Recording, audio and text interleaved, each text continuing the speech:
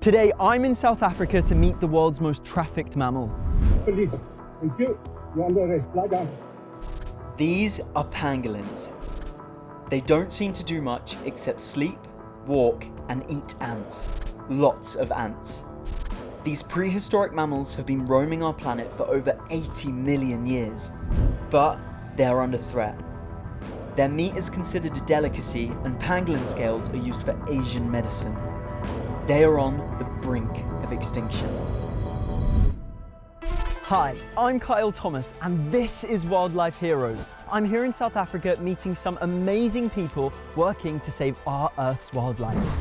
This is my friend and wildlife hero, Emma. She has dedicated her life to saving pangolins. At the moment, as it stands, they're saying in 20 years these animals won't exist anymore, and that's just heartbreaking, and we can't let that happen. Emma works with local police on the fight against pangolin trafficking. Police, thank you. You're under arrest. Lie down. She has taken in and rehabilitated over 100 of them over the last few years. Oh my gosh. And I'm here today to meet these adorable creatures and discover the extraordinary lengths it takes to save them. When you go on one of these sting operations and you look those poachers in the eyes, how does that feel?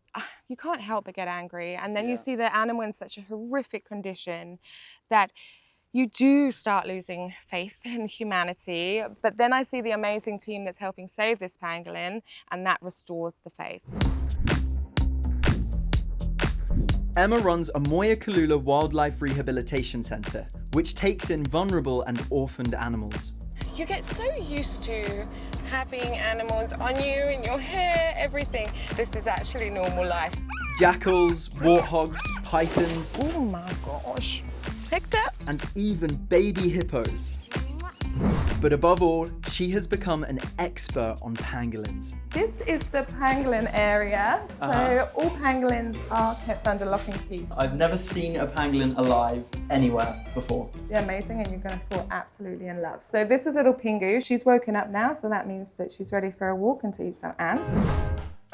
So this is Pingu. Oh my gosh, look at her. So her scales are quite sharp. So you do have to be careful, but if you kind of just cradle her like a baby, she will sit there for you. Oh my gosh. I just cannot believe that I'm actually holding a pangolin. I mean, it feels like I'm genuinely holding a living dinosaur. Just look at her. So the first thing we always do when they wake up is we weigh them. So we do a pre-walk weight and then we do a post-walk weight. And this shows us how much they've eaten in that 6-hour period. So either they've gained or they've lost weight. So you can just gently put her down in the crate there. She really knows the drill. I feel like she's almost seen the scales and she knows.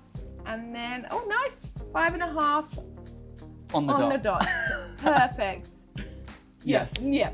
So hopefully when she comes in tonight, it'll be about 5.7. Okay, and that's if she's had a successful feed. Yes. Right. Yes. Okay.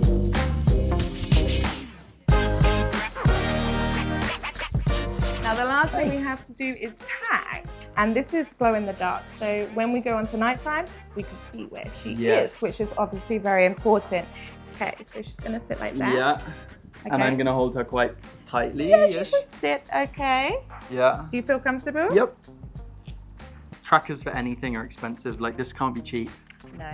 All in all, pangolins release trackers cost me about 40,000 rand.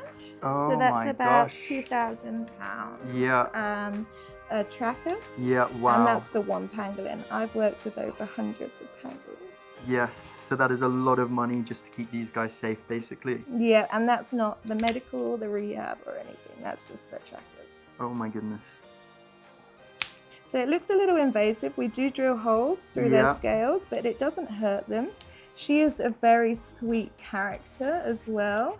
So not all of them sit nicely still, I have to say. One thing you don't get to see very often is a pangolin's tongue.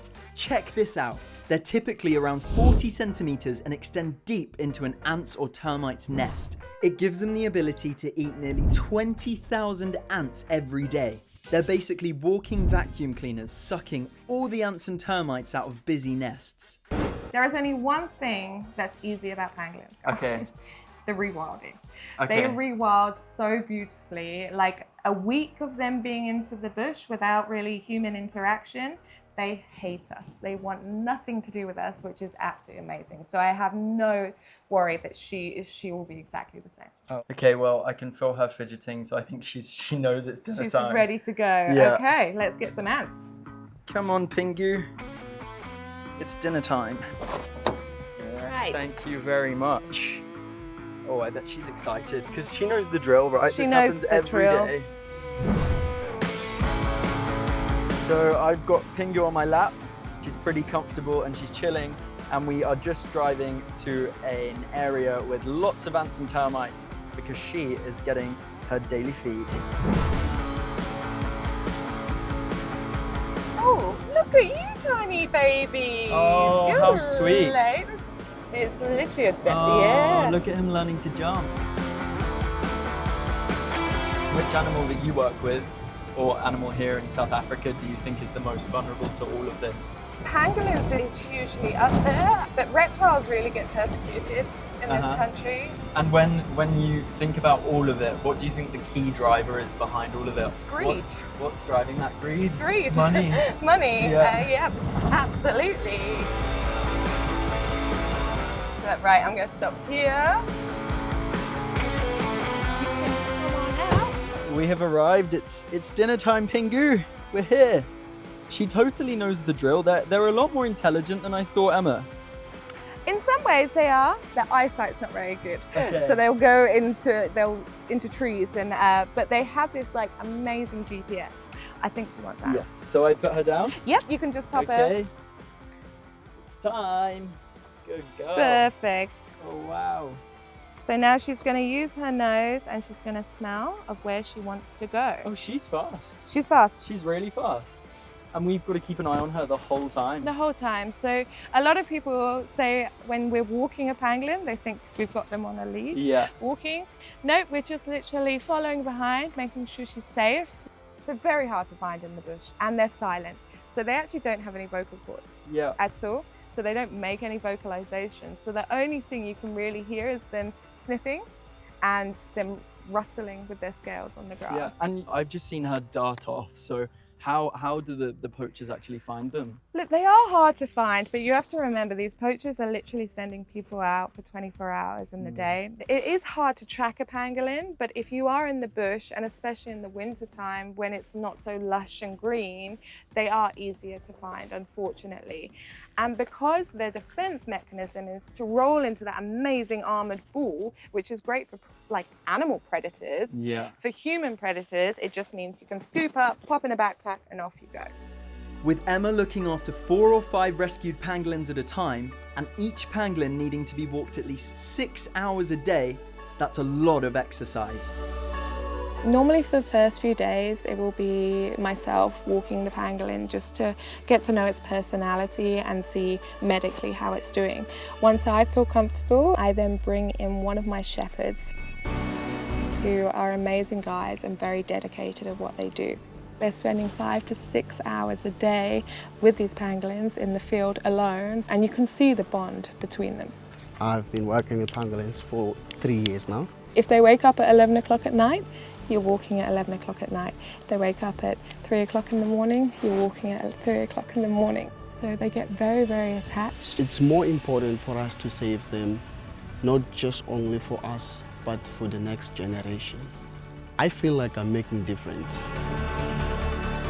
We all knew that it was going to be 24 hours a day, 7 days a week. So the work is very demanding. Some days you want to cry, some days we do cry. But at the moment, as it stands, they're saying in 20 years these animals won't exist anymore, and that's just heartbreaking, and we can't let that happen. We are going up to Pingu because she has found the perfect little termite nest, I believe, or ant's nest. And we're actually going to get to see her eating. And this is not something many people get to see. Oh, there she is. I can't believe I'm actually watching a pangolin eat. This is what it takes to save pangolins. 6 hours every every day of walking around and following them to search for their food. Pangolins have super bad eyesight, but incredible sense of smell to sniff out those ants, and I can actually hear her sniffing right now. She's absolutely feasting away on some ants. For Emma, it's not just about the rescue and release. She's keen to know the progress of her pangolins back out in the wild, and she uses trackers to monitor them. Do you become obsessed with this? Just to ask, like, I can imagine you're releasing these animals that you care so much about. Do you ever wake up at 3 in the morning and you're like... check, absolutely. Yeah. So there's one I want to look at today. Her name's Heritage. Okay. So she's been out on release for a little while, but I know her battery is getting a little low. Whenever we don't get an update, it's always a little bit scary. But pangolins are very hard animals to track. They're low on the ground, they go into burrows. So sometimes it can just be the signal with the GPS, and sometimes it can be just the battery. Yeah. But the last ping that came in was on the 14th. And we are on the 24th, so that's 10 days ago. So 10 days is quite a while that this hasn't clocked in. Now look, the battery is low, but it is a concern, and I think that we actually need to get visuals on her to check that everything's okay. Let's go find Heritage. Okay, perfect.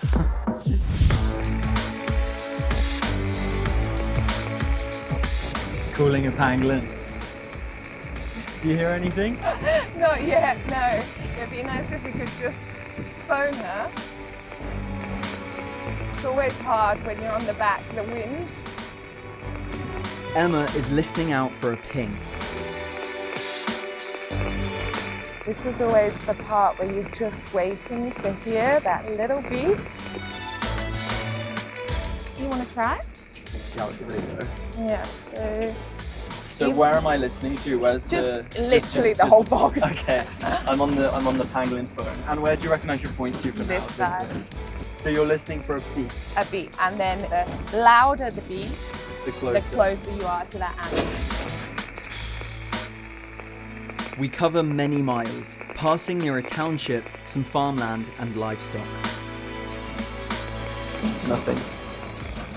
Come on, Heritage.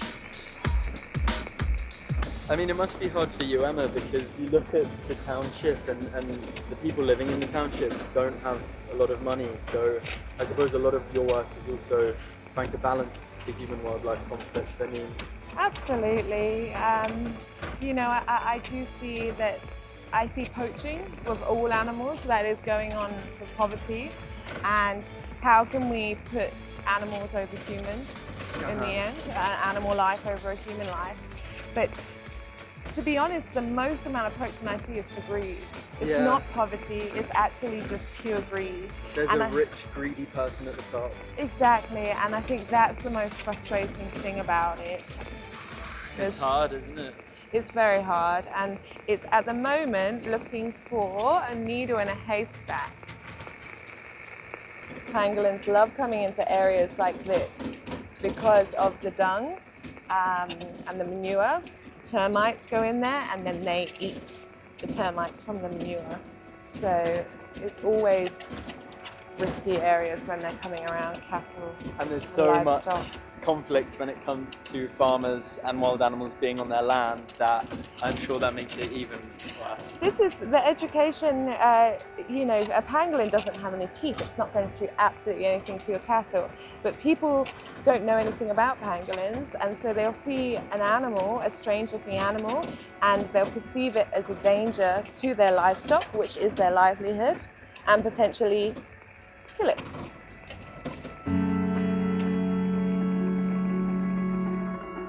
We give up for the day. We may never know what has happened to Heritage, but Emma will keep looking.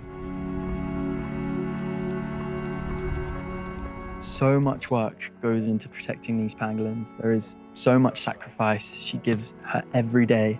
The walks for 6 hours, the feeding, the expensive medical care, the trackers, and there's so many things that can kill them. The weather, the poachers, the other wild animals.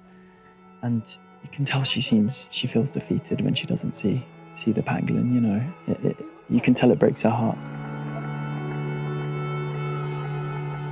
You talk a lot about poaching and trafficking when it comes to pangolins, but they're also really hard to find and people have to go out for 24 hours or whatever it may be.